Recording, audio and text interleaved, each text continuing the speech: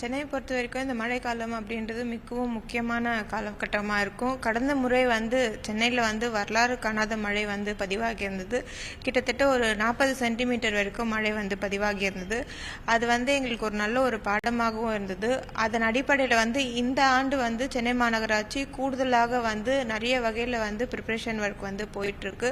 இப்போ சென்னை மாநகராட்சி பொறுத்த வரைக்கும் மழைநீர் வடிகால் பணிகள் அனைத்துமே கோர் சிட்டியை பொறுத்த வரைக்கும் நிறைவேற பெற்றிருக்கு.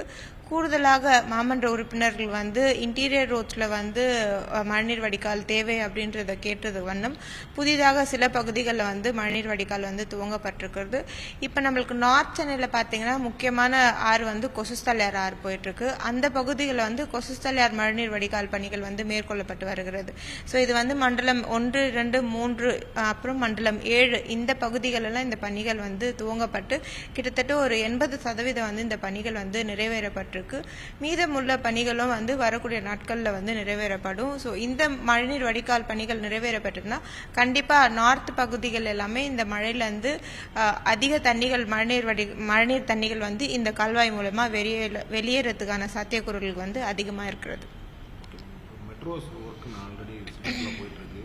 நம்ம 25 ஸ்பாட்ஸ் ஆல்ரெடி மெட்ரோக்கு இன்ஃபார்ம் பண்ணியிருந்தோம். இந்த இடங்கள்ல மழைநீர் அதிகமாக தேங்குறதுக்கு வாய்ப்புகள் இருக்குங்க. அந்த இடத்துல மெட்ரோ தரப்புலேருந்து என்ன சொல்லியிருக்காங்க? சென்னையை பொறுத்தவரைக்கும் மாண்புமிகு தமிழ்நாடு முதலமைச்சர் அவர்கள் பல்வேறு திட்டங்களை கொண்டு நடைமுறைப்படுத்தி வருகிறார்கள். அதில் ஒன்று தான் இந்த சிஎம்ஆர்எல் ஒர்க். சிஎம்ஆர்எல் பணிகள் சென்னை முழுவதுமாக அந்த பணிகள் மேற்கொள்ளப்பட்டு வருகிறது. கூடுதலாக நம்ம சென்னை மாநகராட்சி சார்பாக இந்த மழைநீர் வடிகால் பணிகளும் மேற்கொள்ளப்படுகிறது. சில பகுதிகளில் இந்த சிஎம்ஆர்எல் பணியினால மழைநீர் வடிகால் பணிகள் சில இடத்துல சிதிலமடைந்து இருக்குது. ஸோ அந்த மாதிரி 21 பகுதிகள் ஐடென்டிஃபை பண்ணியிருக்கோம். தொடர்ந்து அந்த துறையுடன் இணைந்து பேசி கொண்டிருக்கோம். செப்டம்பர் மாதத்துக்குள்ள அந்த துறையை இந்த 21 பகுதிகளிலும் எந்தெந்த பகுதிகள்லாம் சிதிலமடைந்திருக்கோ அதெல்லாம் சரி செய்து தருவதாக எங்களுக்கு தெரிவித்திருக்கிறாங்க. ரோடு ஒர்க்ஸ் ஆல்ரெடி போயிட்டு இருக்கு. டெண்டர் கூட ரிலீஸ் பண்ணியிருந்தோம். எந்த அளவுக்கு ரோடு ஒர்க்ஸ் முடிஞ்சிருக்கு? மழைக்கான வாய்ப்புகள் இருக்கு, அதிகமாக இருக்குது. அதுக்கு முன்னாடி பணிகள்லாம் முடிஞ்சிருந்தாங்க. கடந்த முறை கிட்டத்தட்ட 12,000 சாலைகள் கண்டறியப்பட்டு அந்த சாலைகள் எல்லாமே போடும் பணியில ஈடுபட்டிருந்தோம். கடந்த மிஞ்சாம் புயல் அப்போ பல பகுதிகளில் ரோடு சேதமாகி அந்த சாலைகள் மேற்கொள்ளப்பட வேண்டும் என்று தெரிவித்து இப்போ 2068 சாலைகள் பணிகள் மேற்கொள்ளப்பட்டு இருக்கிறது. கிட்டத்தட்ட ஒரு 260 கோடி ரூபாய்க்கு இந்த பணிகள் துவங்கப்பட்டிருக்கு. துவங்கி ஒரு 2 வார காலங்கள் ஆகியிருக்கிறது. இந்த பணிகளை மழைக்காலங்களுக்குள் விரைவாக முடிக்குமாறு அனைத்து அதிகாரிகளுக்கும் தெரிவித்திருக்கிறோம்.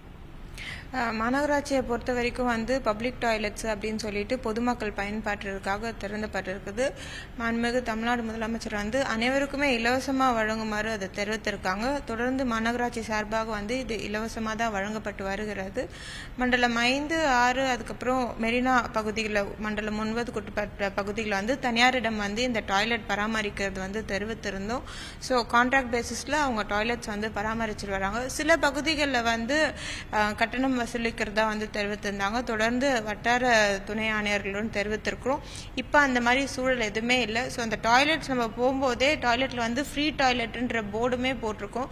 பொதுமக்கள் யாருமே இதுக்காக கட்டணம் செலுத்திட்டு அந்த பயன்பாட்டிற்கு அதை பயன்படுத்த வேண்டாம் அப்படின்றத நான் தெரிவித்துக் கொள்கிறேன்.